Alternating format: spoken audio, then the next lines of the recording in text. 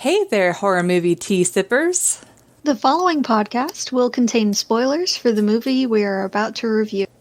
If you have not seen the movie and do not wish to have anything ruined prematurely, then please do not continue to listen until after you have seen the movie. And welcome to the Horror Movie Tea Podcast.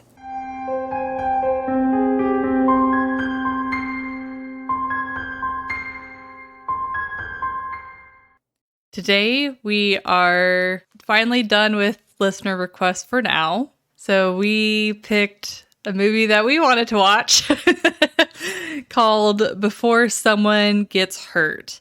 And if someone wants to watch this movie before they listen to the rest of this episode, it is free on Amazon Prime right now. So just a heads up. But before we go to the movie, as always, let's start off with tea.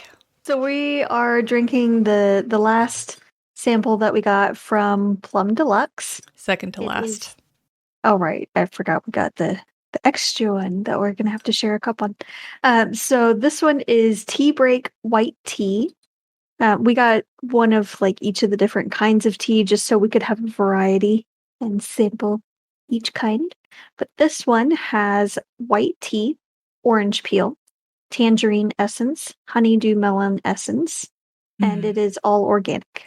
And I really like just smelling the tea. It smells like a white tea tends to always smell very light, but with the added scents, it's like a sweet, light, warm treat. And I can't wait to try it. It is listed as low caffeine. So it does still have some, but white tea generally does have less caffeine than green tea or black tea. Black tea typically has the most. Yeah, black tea has about the same equivalent as like a cup of coffee. Green tea has a little bit less. I think it's like 20 or 30 milligrams less. And then white tea is the least amount, but still a little bit of caffeine. Yeah. So you're not completely depriving yourself of it, but you don't get the full oomph of get up and go. Yeah. But Before Someone Gets Hurt. So this movie is kind of your run-of-the-mill paranormal activity movie where these paranormal investigators are trying to make it big. They're already getting big on the internet, and they might be picked up by a TV channel. You probably have never heard of it. It's the Sci-Fi Channel. And definitely never heard of it. And so obviously they were super excited. And so they're like, we need to make this like a good one. And so they all go to the house and they hook up their equipment, and they quickly find out that the murders involving, because I was a span of, how many years and 14 kills? I forgot. It was within a short amount of time. No, it was a long amount of time. It was over a vast amount of time. Like 200 years or something? Something like that, yeah. But still, like 14 kills in that one location.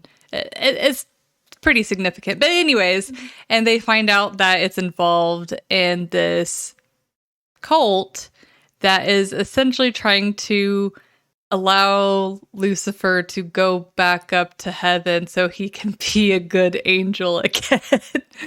And yeah. So for entertainment, you might want to go first, Jess, because I'm sure as normal that I'll have a lot more to say than you. Yeah, so I had seen this movie before a couple of times actually. And what's odd about this movie is when you're not really paying that close attention to it, it's all right. I mean, it's a low budget film, so you don't expect too much out of it, but it's not that bad. Again, I've seen it a couple of times and it was decent. Now, when we watch movies for episodes specifically, we pay extra close attention to the details and things. Yeah. And what was once a pretty decent movie, I would have originally rated it at like a 7 because I had watched it multiple times and I don't mind watching it again. Um, the inconsistencies that we had noticed, especially with the storyline, it makes it go back down. So I would rate it a 6. We've still seen worse, but there's too many inconsistencies for me to be able to rate it higher. I know Alyssa's got a lot of stylistic things that really, really bugged her a lot, and I know she's gonna go on a rant about it, but they didn't really bother me. I kind of expected them, so it wasn't too big of a drawback for me. But the main issues I have, we'll get into the realism scale because there are too many story plot holes and inconsistencies for it to really make sense in the story. So that otherwise it's just kind of your run of the mill paranormal investigative type movie.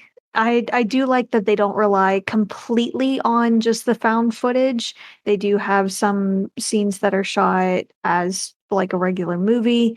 You can tell it's kind of low budget. It's not very high quality, very unstable, even on the scenes that aren't them holding the camera. So it's not the best for sure, but it's not horrible. It's not motion sickness horrible. So, that's what I have. Again, most of what I have is, again, realism. It's always realism with me. Yeah, it is. Oh. And for me, it's always entertainment because I'm the It is. cinematographer, It like is. type of We've each fanatic. got our niches, so Yeah, but that's why we you're work so well nitpicky on the together. exactly. You're nitpicky on the entertainment portions, and I'm nitpicky on this isn't right. Yeah, This yeah. is not how it do. So, I will pass it over to Alyssa now. Yay! I have the microphone now. Get ready, everyone. So, so this one, it. I don't regret seeing this movie, but it also there was quite a bit that frustrated me and annoyed me. And I really don't think a low budget is a good excuse because there have been a ton of super low budget movies that have done really well. Like, for example, Paranormal Activity. It was an indie film that was super cheap to make, and that's why they, aside from Blair Witch, we're going to put that aside, but it was really Paranormal Activity that launched all of these found footage movies. So it's like low budget, terrible excuse. But anyways, so I would rate this a 5.5.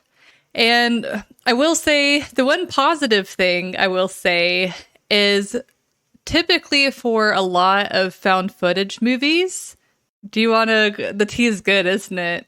The tea's amazing. The honeydew is actually it's a lot more strong than I would have guessed, but it's so good. It's like naturally sweet because of it. And Yeah, it's very so light nice. and refreshing. It's so good. I already made it a little bit more strong than they suggested, but I kind of wish I made it a little bit stronger. But yeah, it's pretty tasty. This is good. This is like a really good early morning tea. Yeah. Well, I'm a crazy person that drinks caffeine at night. I'm like, oh, it's a good wind down tea. but that caffeine. This would be good at like twilight on the porch. Hmm. This in spring or summer. Yeah. Yeah. Yeah. I'm sorry, continue. Yeah, it's like I was looking at your face. I'm like, she wants to say something. I better just let her say it before she explodes. This is tasty. Plumdeluxe.com. White tea break is or good. break time, Break. white tea. Or Yeah. tea break. Sorry, tea break, I'm gonna get white it. tea. We're just slaughtering the name, I'm sure. Tea break white tea. Aha, I did it. But yes, it is very tasty if you guys like white tea. It is really good. And it's hard to make like a lot of varied flavors for white tea without it overpowering the white tea. This, I feel like, really complements the lightness of it really well. It really does. Yes. But anyways, so back to entertainment. I will say the one thing that I think this movie did a really good job on is I have a lot of trouble most of the time with a lot of these, not found footage, but these indie films on like the characters aren't very varied. They're very forgettable. I have trouble telling them apart. But with this movie, they actually had each of the characters had varied enough personality. They had rememberable traits. So it was a lot easier. Like I'm terrible with names. And I actually was finding that I was able to recall a few of their names fairly easily. And that doesn't come easy for me. So that they definitely are pretty good with like character development and creating a varied amount of characters. Now, I'm not going to go so far as to say that they were good characters, but hey, I mean, being able to tell them apart is extremely important, and I would rather be able to tell the characters apart and them being, okay, rather than like all of the characters being the same and them being good characters, because then, I don't know, it's just kind of ironic. But anyways, so the one thing, and Jess mentioned this a little bit, is the camera work. I question whether or not they went to a school for cinematography, because there were a lot of quick cuts. It's like they'll have casual conversation, and normally the pace of cutting the film, like cutting to different angles, is supposed to keep in pace with the conversation. So if it's a very relaxed conversation, have like far off shot, once in a while up close shot, but make it very like slow to switch back and forth, but not so much that's boring. But these, like in the beginning is where I noticed it the most. It's like they were talking about being excited on potentially being picked up on TV. And they're just having a conversation that was pretty relaxed, nothing tension building about it. And it's just like cut, cut, cut, cut, cut, cut. It was so distracting for me. And then plus, whenever they set up the cameras in the actual house and they're showing that there's like a disruption in the footage, it was just so bad and frequent. It's like even for a crappy camera, it would not be that often. Or whenever Billy was taking his tour around the house, instead of them just doing a quick cut to the next room, because they didn't want to, they don't want to have the movie take forever by showing him walking to each room, which is completely understandable. But they decided to add a static effect in between each thing. And it's just so distracting, completely unnecessary. Honestly, it took me out of the movie. Like, I agree that they should have these like static effects or disruption in the film. Yes, that's necessary for the type of film that they're doing, but the frequency of it was so distracting and so off-putting, and it took out the realism for me, and just it was so frustrating. And then also it was gonna explode during those scenes, guys. It's like, not only are they adding way more editing for themselves than they need to, but they're also making a worse film. So it's like they're taking longer effort or more effort to edit the film to make it a crappier film, in my opinion. And then also there were a lot of false scares and jump scares. Like there were two pranks in the movie, or three pranks in the movie where you think that something's legitimately happened. Well, at least the last two pranks, you think something is legitimately happened. And they're like, oh, just kidding. And so in a way, it did kind of work with the story on like whenever the first person dies, he's like, okay, that's funny. But at the same time, it made whenever the scares did happen be like, okay, here's the actual scares. Like, it didn't really prime me to be excited about the scares. And also, they really needed to work on when they place the music and how loud they make the music. Because it's like they go into a room because they say that there's activity going on. He goes into the room, there's no activity. Well, then he goes to open the closet. There is nothing in the closet, but the music's still like, bah! Like, just so unnecessary. It's just like the It movie where they're like, let's make the music, you know, try and create the mood for the audience. But then they were putting it at times that it didn't even need the music. And then the time, it just, the music can help, but you really need to watch where you place it. And you need to be very selective. Because otherwise it just is a nuisance.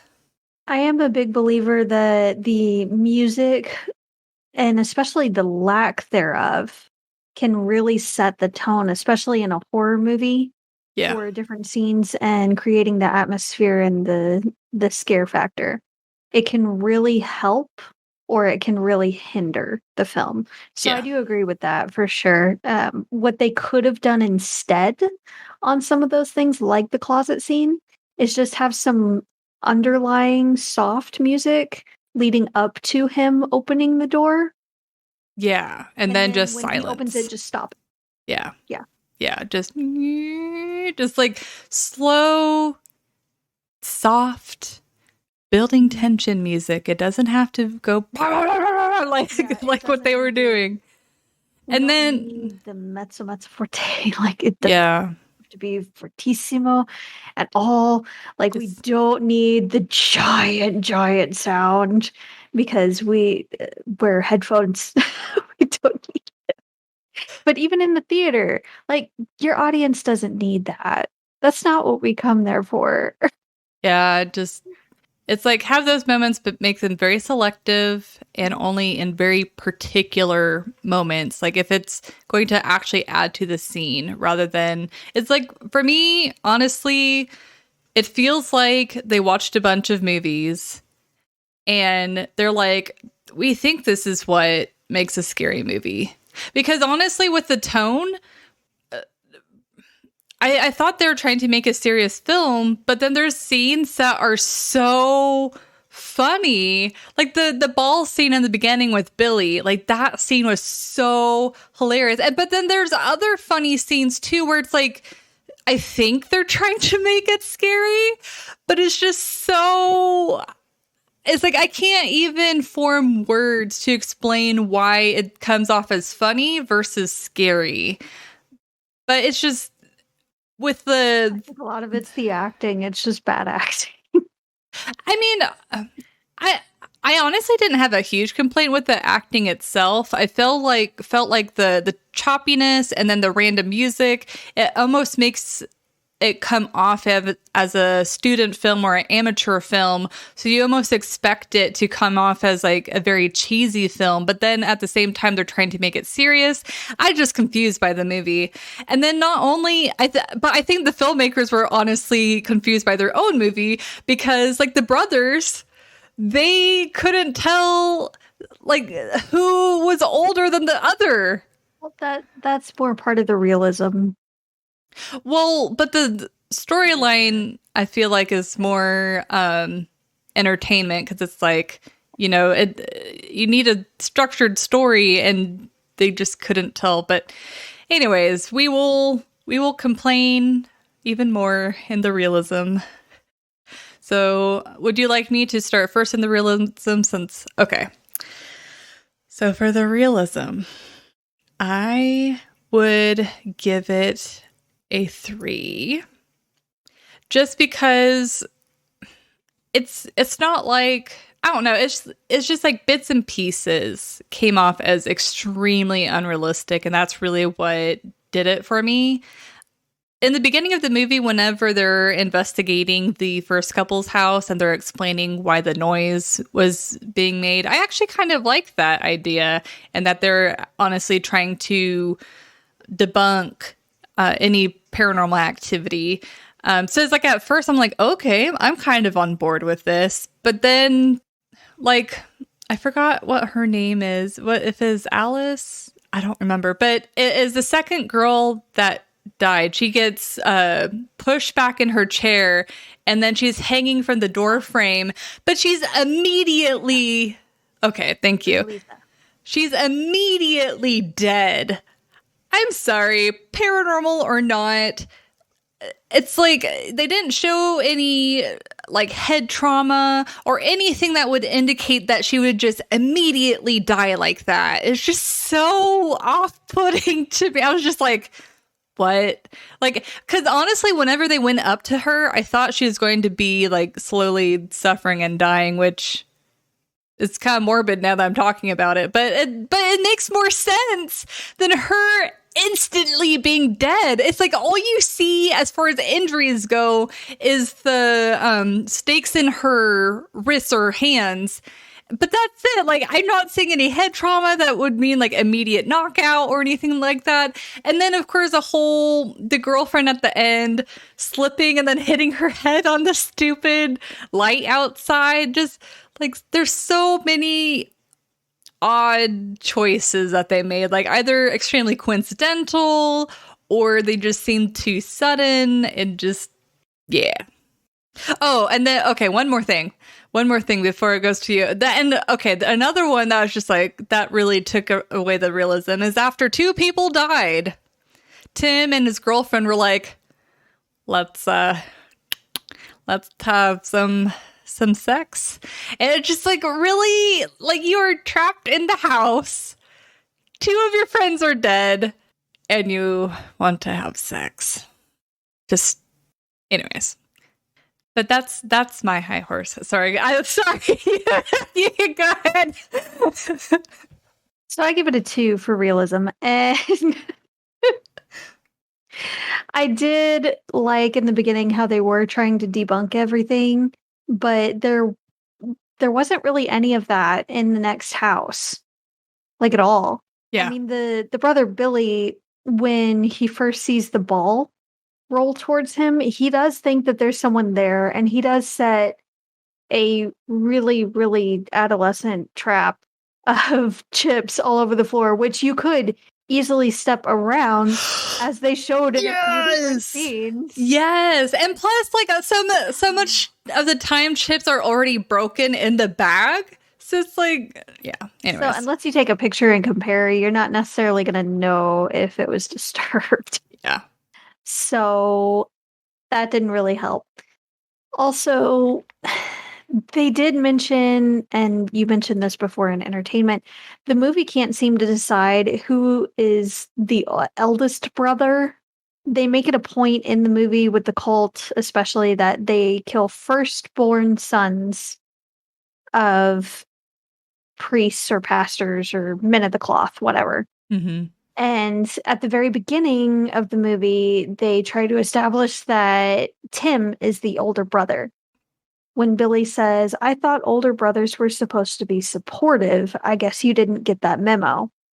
Later in the movie, when they have their kind of heart-to-heart toward the end, and Billy's like, I just wish you had my back more in this life.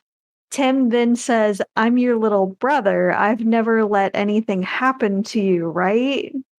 Pick one. Well, and plus having Tim is so much taller than Billy, it just makes sense that he would be the older brother. Well, and he always comes across, even with his other pranks and things, he still comes across as more mature and more put together.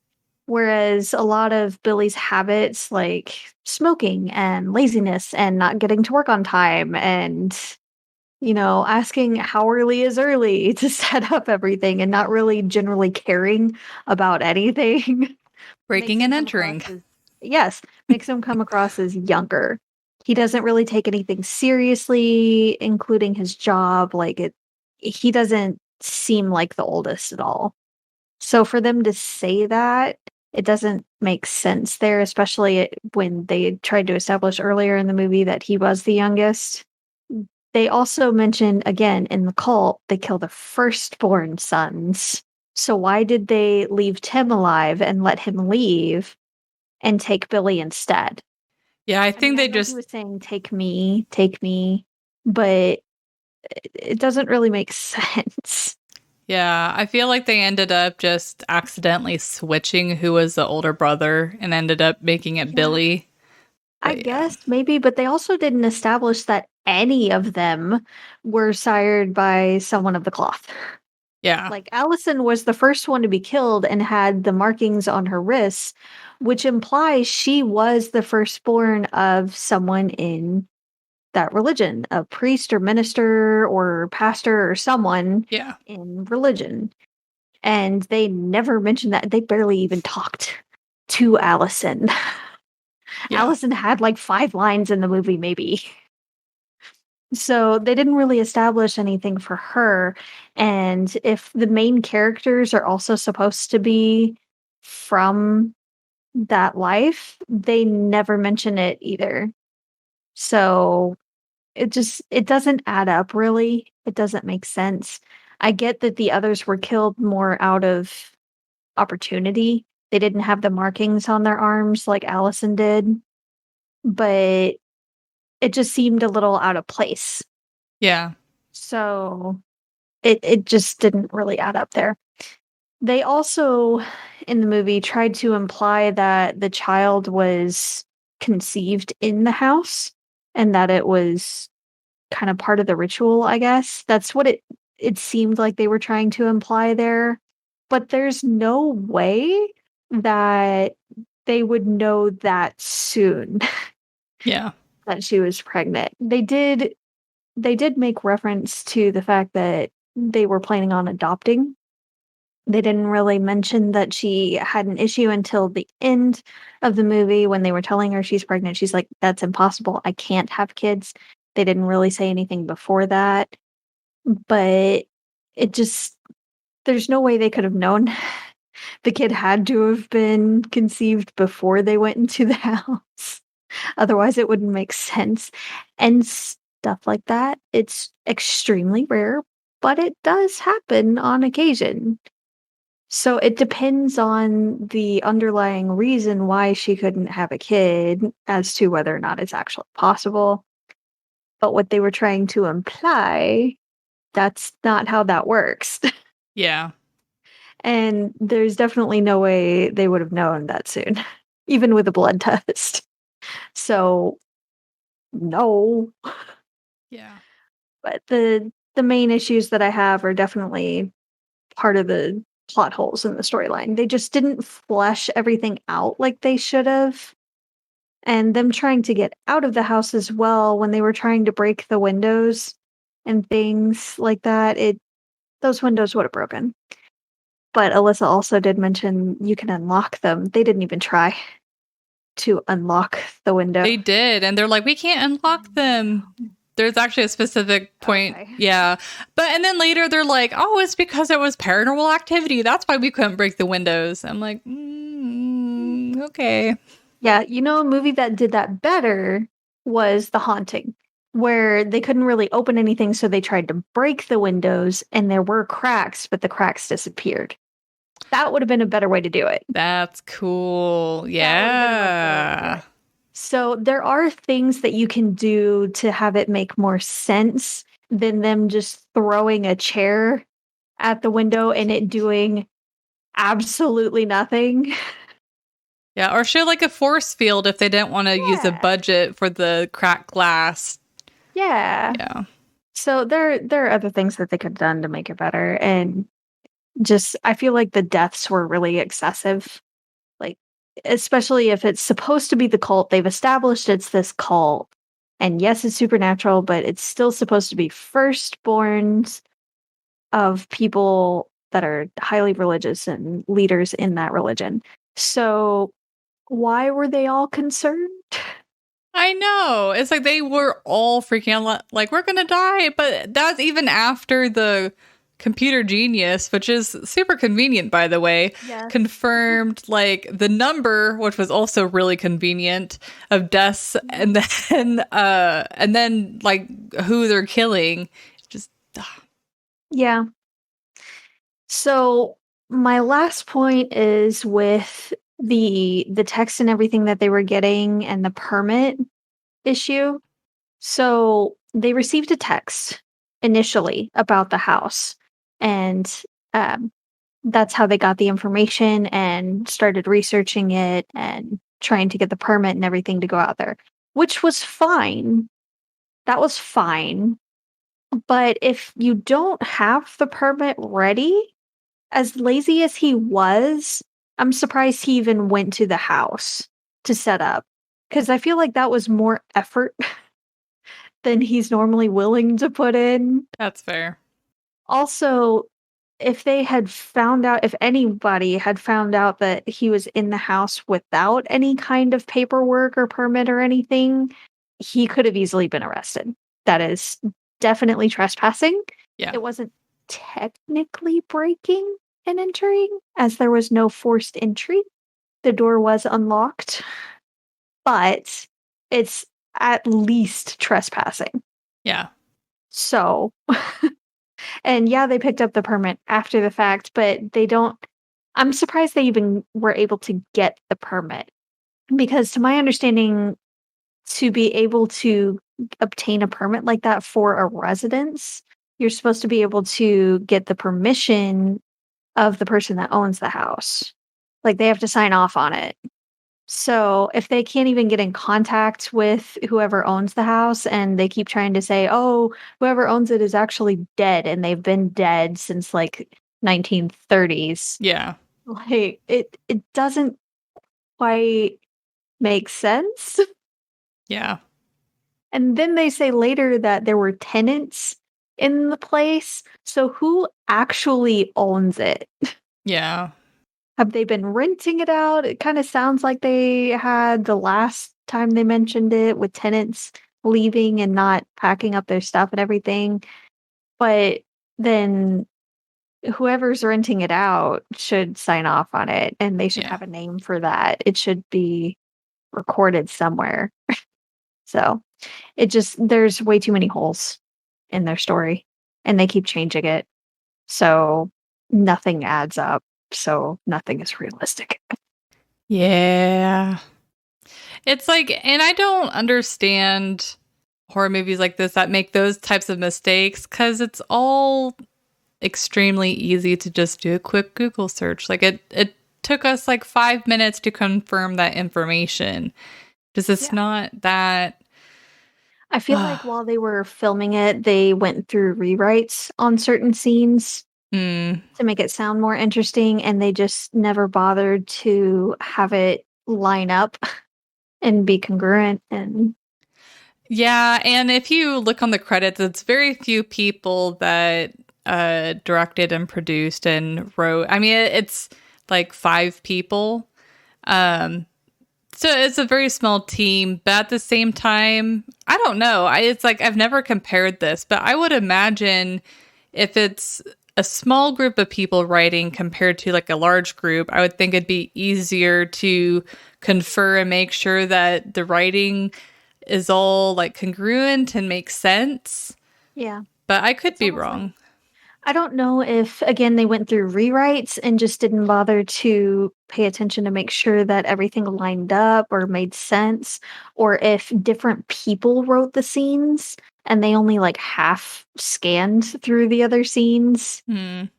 or what. It didn't really make sense when you pay attention to it. So to sum up, I feel like this movie is kind of fun and interesting if you don't really pay attention to it. It's more one to have on kind of in the background, or doing something else while you're watching it. But if you're sitting down to really, really watch it, it's not great. I will It's say not one of the those. one exception though is if you are having a night with friends, maybe you're drinking, snacking, whatever, as long as you're of age. And just like having it on to make fun of it or like make commentary on it. That I could also see. But yeah, it's like this movie, I could picture myself maybe watching it one more time. It's like I said before, I don't regret watching this movie, but it's kind of a what not to do movie in a lot of ways. It raises a lot more questions than anything. They don't establish anything fully, so you don't really quite feel satisfied when you're like paying attention to it, watching it. Yeah. Again, the last couple of times I had seen it was kind of on while I was doing something else, so I was only like half paying attention to it. Yeah, like their resolution, you're still like, what? And it doesn't feel like any sort of closure or resolution or anything like that. It just kind of leaves you baffled. Yeah. But So those are our thoughts, guys. Yeah, but if you guys have seen the movie, let us know your thoughts. Did the choppy camera work annoy you? Or was it more the realism scale? Or did you really like the movie? And if you did, let us know why so we can continue this conversation. Or like me, did you like it until you started paying attention to it and had all these questions? Yes. That'd be really interesting to see.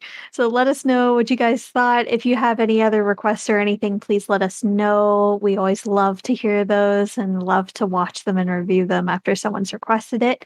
And everybody, please remember that since the next one is in June, officially, we are starting our summer bash. Yes.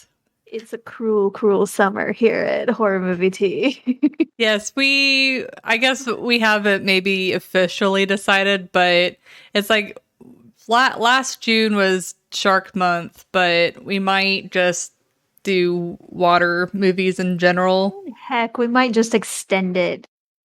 It depends on what you guys want. So let us know. Would you prefer more shark horror movies or just summer water movies in general? Yes, and if you do want like either the summer movies or the shark movies, give us a few examples because it's like we do have shark movies in mind, but a lot of them are super cheese. So if you have like a more action, yeah, so if you have like an actual more serious-ish shark movie, I just like there's not a lot of them, but I would love to hear.